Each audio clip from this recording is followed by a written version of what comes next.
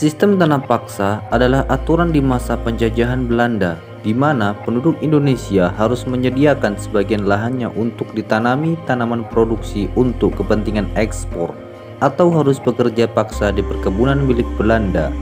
Hasil panen ini harus diserahkan kepada kerajaan Belanda. Tokoh yang berperan besar dalam implementasi sistem ini adalah Gubernur Johannes van den Bos yang merupakan pencetus sistem tanam paksa di Indonesia pada masa itu. Van den Bos adalah orang yang berkebangsaan Belanda yang menjabat sebagai Gubernur Jenderal Hindia Belanda yang ke-43 pada tahun 1830 hingga 1834.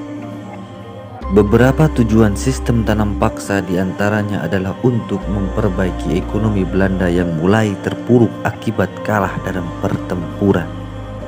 Kemudian yang kedua, melakukan tanam paksa di tanah jajahan untuk dijual di pasar dunia. Kemudian yang ketiga, kaum pribumi dimanfaatkan tenaganya dan diperas untuk kerja rodi.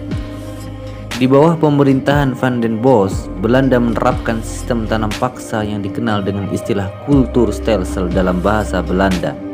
Dalam sistem ini, penduduk desa diminta untuk menanam hasil perkebunan yang menjadi permintaan pasar dunia pada saat itu untuk diekspor. Mereka menanam teh, kopi, tebu, dan lain-lain. Melalui kebijakan ini, pemerintah Belanda mewajibkan rakyat menanam 1/5 dari tanahnya untuk kemudian menyerahkan hasil ladang kepada Belanda.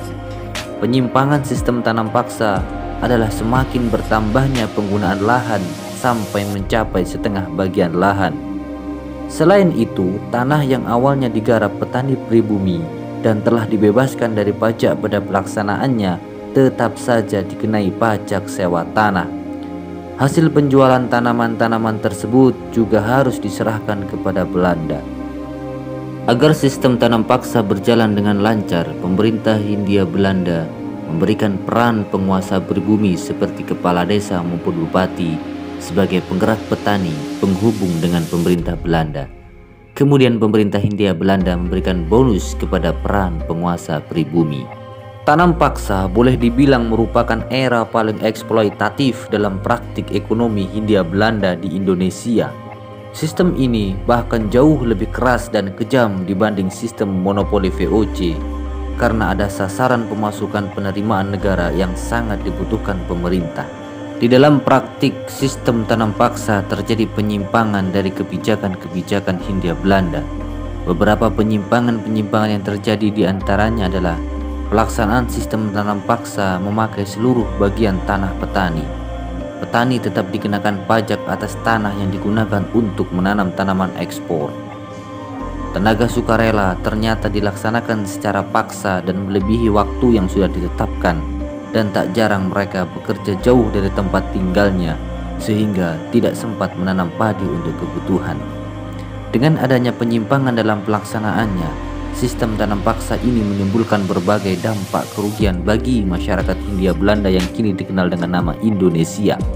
Mereka harus menanggung kebutuhan hidup pemerintah Belanda. Masyarakat tidak hanya mengorbankan harta tapi juga tenaga bahkan nyawa. Masa itu dinilai sebagai salah satu periode terkelam dalam sejarah Indonesia.